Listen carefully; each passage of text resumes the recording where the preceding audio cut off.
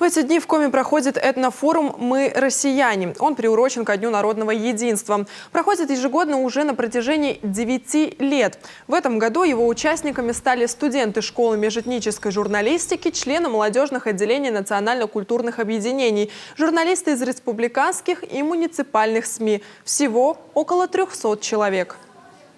Ежегодно наш этнофорум проводится накануне Дня народного единства, который отмечается у нас 4 ноября, и это не случайно.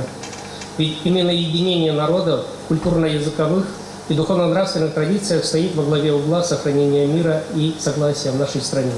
А целью этнофорума и одним из важнейших приоритетов национальной политики в нашей республике является как раз обеспечение межнационального и межконфессионального мира и согласия. Тематические творческие площадки, семинары, круглые столы и мастер-классы прошли в городе Микунь. Большое внимание уделяется молодежи, начинающим журналистам и блогерам, чей контент напрямую связан с межнациональной политикой. Для них организован образовательный блок «Этномедиа». Ключевым спикером стала Маргарита Линге, член Совета по межнациональным отношениям при президенте Российской Федерации.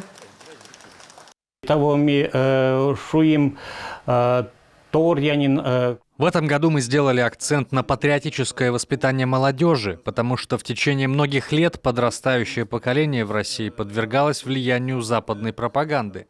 Америка вела информационную войну, и сегодня они уже открыто говорят об этом. Уже завтра этнофорум переместится в Сыктывкар на площадке Дома дружбы народов и Национальной библиотеки Коми.